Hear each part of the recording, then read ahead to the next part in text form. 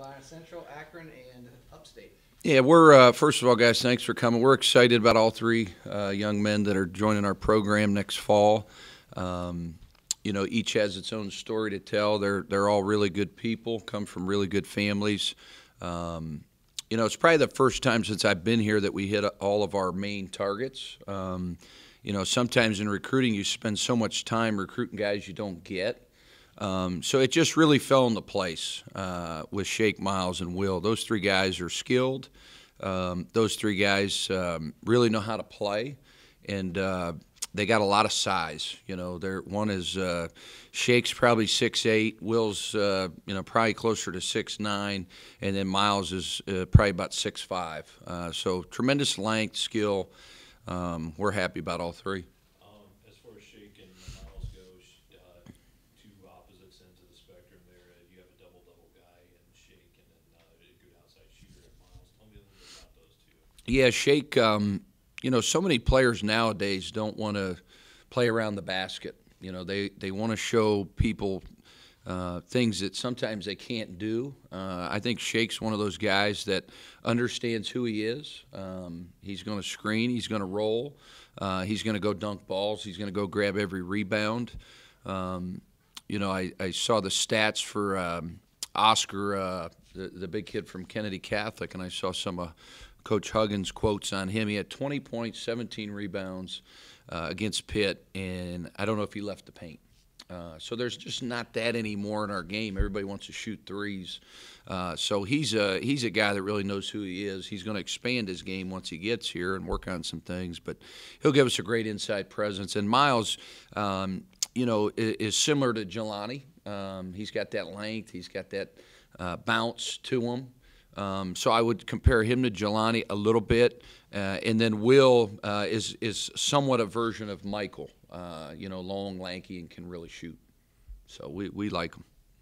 You have 3 games here in about, 4 days, or 5 days, 3 games in 5 days, Tuesday, Thursday, Saturday. Yeah, and, Dana, the thing of it is 2 out of 3 are on the road. At Akron Thursday, at South Carolina Upstate Saturday. Our first year we played in an MTE out in Sioux Falls, South Dakota. Last year we were in Fordham's MTE. This year we're part of the MTE with these teams. So we were bought for this MTE. So what that means is Akron paid for 3 home games. We got a big check. We got $150,000 to have 1 home game, 3 on the road. So I think it's a great opportunity for us. It's a player's dream to play 3 games in 5 days and have very little practice. I teased with our guys this morning, I wish I could still play because this is what it's about, 120 minutes of basketball.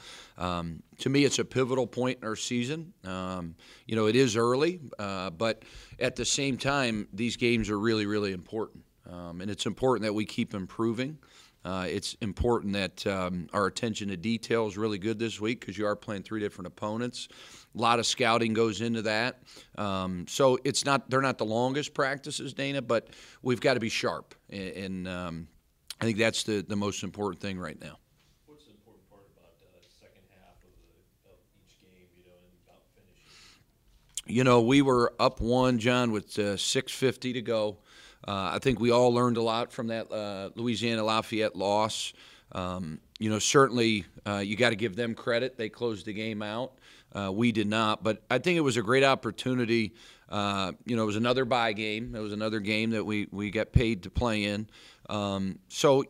We felt like we should have won the game, to be honest with you. We felt like we were right there. We led for 36, 35 minutes, whatever it was. So, I just kind of kicked myself a little bit after the game because I think anytime you lose a close game, what could I have done different? Where could I have helped my team? And we talked about those things. I think, the kids didn't get too down. I think they're just disappointed because that was a good opportunity down there. But the important thing is you have 3 games ahead of you this week, as you said, Dane. It's a lot of basketball. A lot of these teams are still trying to figure themselves out. And I think we are a little bit in that regard. And we've got, 6 6 remaining home games in the non-conference. One of them starts tomorrow against a team that has tremendous tradition. What Coach Moten's been able to do there, 4 out of 5 NCAA tournaments. I have the utmost respect for him and what he's done and the brand that he's built there. They're very, very tough. They compete on every possession. They're nasty. You know, they've got an identity, and they feed off of his energy, and they're good. 55% from the free throw line, where do you want that to be? You know, we need to be at least 70 or better. We have not shot the ball well. And, you know, I think so much of shooting, you think, you're just not making shots. But it's really what type of shot are we taking? You know, has the ball touched the paint before we shot? So is it a kick-out shot? Are guys in rebounding position? Is it an uncontested shot? You know, we talked a lot about shot selection. We don't have a selfish player in our program. We don't have a guy that's hunting shots. We don't have that. So what we're trying to do is educate him between a good shot, a bad shot. Let's get better shots. You know, we've had success here when we're taking great shots. So our passing's got to get better. Our shot selection's got to get better, and those numbers will increase. We still have 2 starters that are sophomores in the backcourt. You know, that's not an excuse. That's a reality. So we've got to continue to grow, get better, and I think we will shoot the ball much better.